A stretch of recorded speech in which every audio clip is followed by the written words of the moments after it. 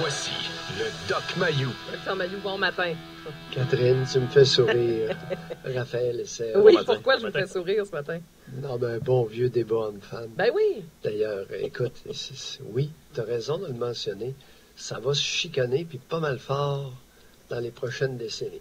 Ben... Alors, qui va détenir le pouvoir? Est-ce que les femmes vont continuer à détenir le pouvoir officieux et officiel, ou bien s'il va y avoir une contestation ou une évolution vers un rapport plus égalitaire? Et ce n'est surtout pas en partageant les tâches ménagères domestiques à 50-50 qu'on s'en va vers un rapport égalitaire. C'est caricatural, ça fait garderie de tsunami. J'aime autant vous le dire. Oui, mais je suis d'accord en partie avec vous, Dr. Mayou. On dirait qu'on cherche tellement à avoir la relation parfaite, le partage parfait à 50 %. Je crois que ça n'existe pas. C'est enfantin. C'est carrément enfantin. Alors, Robert a un bon point ce matin. Oui. Écoute, c'est par affinité. Il aime faire à manger. Voilà. Il fait à manger. C'est ça. C'est tout. Oui. Et par disponibilité. Moi, à 60, 65, 68 heures de travail par semaine, viens pas me casser les chenolles avec le partage des tâches, là. Tu vas être mal accueilli. OK. Alors, les seuses qui ont peur de leur conjointe, là, il y en a une couple qui n'ont pas trop peur, mais c'est vrai qu'on est très minoritaire, par exemple. Mais c'est parce qu'avez-vous remarqué ce matin, puis c'est pour ça que Ginette nous écrit, Raphaël avait le même commentaire, puis je pointe pas mes collègues, ben là, je le dirai pas parce que ma blonde écoute. Coudon, y a-tu des femmes qui ont le fouette pas loin? Oh, définitivement. Ben, écoute, on vit dans une société principalement matriarcale. Oui, je le sais. Alors, les matriarches, qui dit matriarche, dit femme dominante, femme qui se fait obéir, puis, écoute, femme qui est capable de punir. Ben oui, Dr. Mayou, mais est-ce que ça se peut? Maintenant, à matin, on va en parler aussi. C'est bien beau, là, la société matriarcale, puis le fouet. Mais, mesdames, les gars, qu'est-ce qu'ils font? OK? Ils se tournent d'abord, puis s'en vont aux danseuses, puis aux masseuses érotiques. Ben là, Docteur Mayou, c'est un peu rapide comme raccourci, je trouve. Ben, c'est un peu rapide. Moi, j'ai hâte de savoir. J'aimerais connaître les statistiques. Quel est le pourcentage d'hommes dans la région qui sont déjà allés aux masseuses puis aux danseuses? Je vous rappellerai qu'il y a 12 ans, j'ai été invité à un moment donné à aller rencontrer des clients de la station. OK. Par des collègues de travail. Bon, c'est peut-être pas là, ici quand il est venu le temps de partir, ils se regardaient. Ils disaient, qu'est-ce qui se passe? Hey, c'était un club de danseuses à Nicolette, sacrement. Vous êtes pas sérieux, vous autres? Ouais, bon, OK. Pas nécessairement là où je voulais m'en aller ce matin. Ça vous dérange? Ben, mais c'est là, c'est ça. Oui, regarde, c'est un tout. Je sais que c'est un tout. Mais c'est un petit tout. Oui, mais avant d'aller aux danseuses pour massage érotique, là, y a-tu des hommes qui peuvent dire à leur femme, regarde, chérie, ben, toi, tes affaires, moi, je vais faire mes choses. Non, j'ai jamais vu ça dans ma vie. Ben, comment ça? J'ai jamais vu encore un seul homme qui dit, écoute, chérie, là, wow. Calme-toi un peu. Wow. Ben, vous jamais. devez être comme ça. J'ai jamais été témoin de ça dans ma vie sociale. Au Québec, ça ne se fait pas. Un homme qui dit à sa conjointe, oh là, chérie. Attends un peu, là. Raphaël va juste compléter. On va ouvrir les lignes là-dessus, là. 376-1069, étoile 1069. Je veux tout bien trouver un homme en Mauricie qui a assez de couilles pour dire à sa conjointe, là, chérie, tu me contrôleras pas. Je vais faire mes trucs, tu vas faire les tiennes, puis tu vas te mêler de tes affaires. Là, dites-moi que ça existe, là. Non, ça se fait pas, ça. Ça se fait pas? Simplement sur le ton que tu viens de faire, le gars, il va se crosser 2 mois. Arrêtez, docteur. Les poignets vont y élargir. Non, c'est sérieux. C'est le vieux truc du contrôle sexuel de la femme sur l'homme. Mais ça amène une Voyons, jadis, écoute. Ça amène une question, par contre, parce que moi, c'est l'exemple d'un de mes amis, là, je le nommerai pas parce que c'est pas nécessaire, là, mais je veux dire, par exemple, est-ce que les hommes, quand ils sont avec leur chum de gars, ça se prend là, pour justement l'homme avec un grand H, mais quand ça arrive en couple, ça finit par que il porte pas la culotte, c'est la femme qui prend le contrôle, et j'irais quasiment jusqu'à dire qu'elle l'attache avec une laisse. Là. Voyons. Oh oui. Puis, il est jeune, oui, Raphaël, et c'est 80% des relations, des unions, que ce soit marié ou union de fait, ou peu importe, mariage civil, ça c'est mon chiffre à moi, 80%, l'homme marche avec la queue entre les deux jambes. Non, mais c'est pas supposé d'être comme ça, Dr. Mayou. Les hommes ont peur de leurs femmes. Ça veut dire qu'il y a les non, femmes... c'est pas qu'ils ont peur, c'est les représailles. Ouais. C'est que c'est plate, toi. Écoute, se vider pendant 2 mois, là, c'est long. OK, on peut-tu juste... C'est la vidange manuelle, là, ou aller aux danseuses et puis aux masseuses. Oui. Alors là, il y a ça. Oui, mais là, je pense pas que la totalité des hommes en Mauricie, c'est c'est le réflexe qu'ils ont. Mon point est le suivant. Ça veut dire que les femmes utilisent encore, ben là, si tu fais pas ça, tu vas coucher sur le divan. Ça, c'est encore ça au Québec? Non, non, non, non, non. Ben là, non, elle a mal à la tête, puis elle est sèche.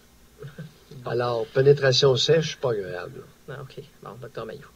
Il faut toujours que vous nous rameniez ça sexuellement avec des détails très précis. Non, c'est la réalité. Oui, je le sais, mais j'essaie qu'on avance. Là. J'essaie de voir comment... Non, on vit... Oui, mais avancer, on est d'abord reconnaître... Est-ce que c'est vrai, quand Mayou dit Ouais. qu'à l'heure actuelle, nous sommes une société principalement matriarcale? Oui. Pas uniquement, mais principalement. Est-ce que c'est vrai Oui. ou si c'est pas vrai? C'est vrai. 2, qu'est-ce que ça veut dire une société matriarcale?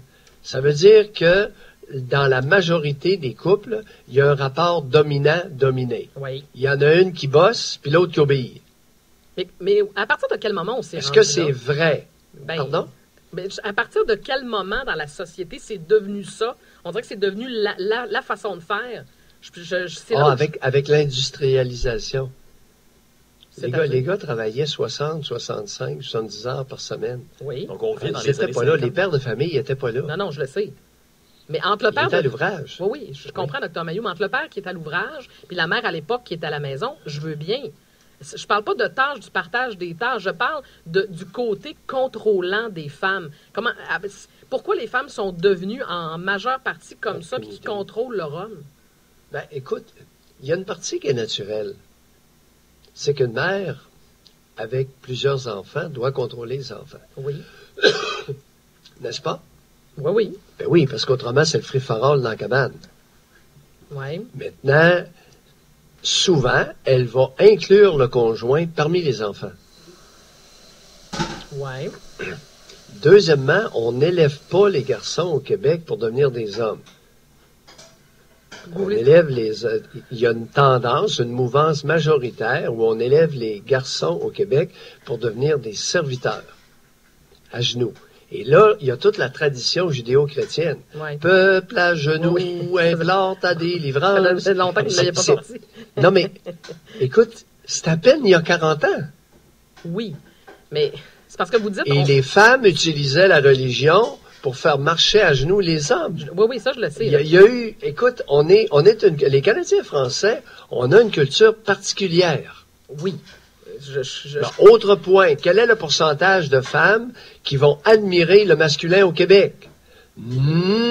Pas fort. Mais est-ce qu'on a besoin d'admirer ou respecter? Est-ce qu'on a besoin... Bon, première étape, oui, bon point. D'abord, respecter. Ensuite, admirer. Pourquoi? Ben, ça fait lubrifier. OK. Bon, mais il n'y a pas juste Mais respecter d'abord. Alors, dans le respect, il n'y a pas de connotation sexuelle. Non. L'admiration, là, peut déclencher l'excitation sexuelle chez beaucoup de femmes. Ça veut dire qu'il y a peu de femmes au Québec qui admirent leur homme, leur mari, Très leur peu. conjoint. Oui, Très oui, peu. très peu. Puis est-ce qu'il y a mais j'ai les hommes, très peu. Oui. mais les hommes là-dessus, leur réaction, c'est parce qu'on peut blâmer les femmes, docteur Oui, Mayou, mais c'est parce qu'un homme, pour bander sur une femme, il n'a pas besoin de l'admirer. Il n'a Non, qu'à la regarder. Oui, je comprends. Oui. Tu comprends? C'est pour ça que les hommes vont aux danseuses puis aux masseuses, alors que les femmes, même si elles font ça, ne sont pas plus mouillées. Il y a des différences fondamentales de genre. Et ça n'est une. Qu'est-ce qui déclenche l'excitation sexuelle par genre? Oui.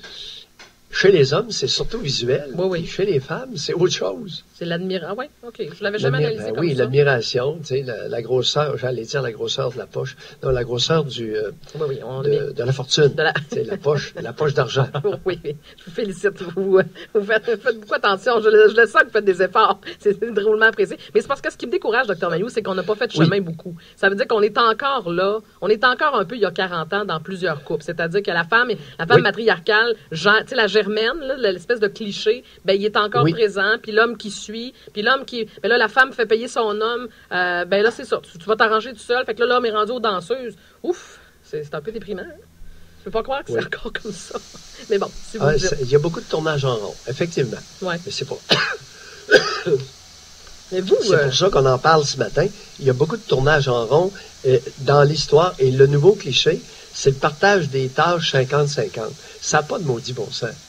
Alors, ça ne nous regarde pas ce qui se passe dans la piole voisine. ouais.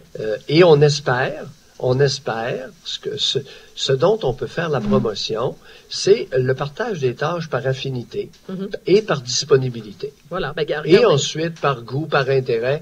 Et dernièrement, finalement, ça vous regarde. Faites donc ce que vous voulez. Si vous êtes bien là-dedans, on s'en maudit. Ben, c'est ça. Ben, regardez, Alors que la Germaine, la matriarche, elle veut instaurer son partage des tâches à 50-50. Ben oui, je veux bien, docteur Tu Maillot. comprends-tu, toi, à matin? Je comprends. La maudite. Ben, attendez, mais la maudite peut-être, mais le maudit qui suit le tapis, là, vous en parlez souvent des hommes tapis. Ben, le tapis, il a juste à réagir aussi, à la gérer, sa Germaine, vous comprenez? On peut non, ça marche pas de même.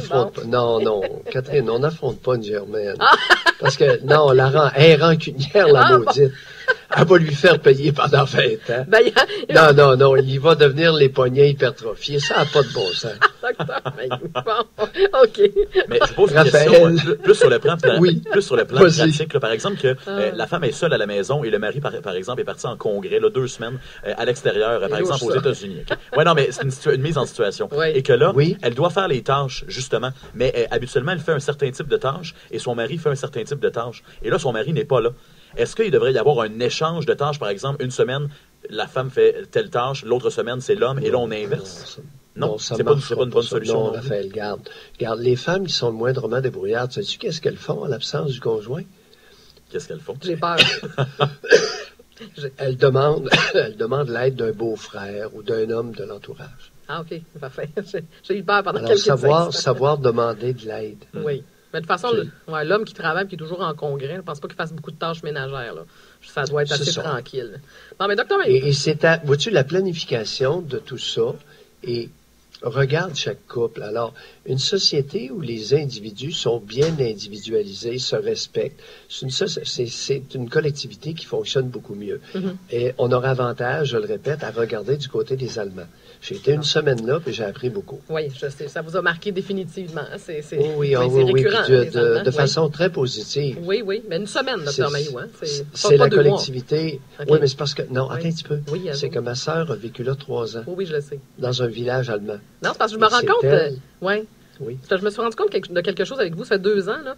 Quand vous allez à quelque part, vous êtes très marqué. Vous êtes revenu de Vegas, c'est très sécuritaire. Vous êtes revenu de la Floride l'année dernière. Puis j'ai l'impression que tout va bien ailleurs, sauf chez nous. Puis en Allemagne, j'ai l'impression qu'on a beaucoup de choses à apprendre des autres. Mais ça se peut. Mais les Allemands ont sûrement leur défaut. La propreté des hôpitaux au Québec ont définitivement beaucoup à apprendre des casinos de Las Vegas. Je suis très oui, mais on ira voir les hôpitaux à Las Vegas. Ben là, vous comparez 2 choses. En tout cas, on manque de temps. Non, les casinos. Oui, je le sais. À 7 heures le matin, après une affluence monstre, sont d'une propreté, les planchers reluis. Oui, je sais. La dernière fois que tu as vu un plancher d'hôpital reluire, toi, ça remonte à quand? Ben, docteur Maillot, c'est parce que c'est 2 affaires. Là. Les planchers de casino et les planchers des hôpitaux, là, on n'est pas dans la même catégorie. Là. On peut-tu... Parlez-moi des hôpitaux à Las Vegas, on va faire une étude, puis après ça, on reviendra au Québec, puis on fera un comparatif. Là, je vais vous suivre.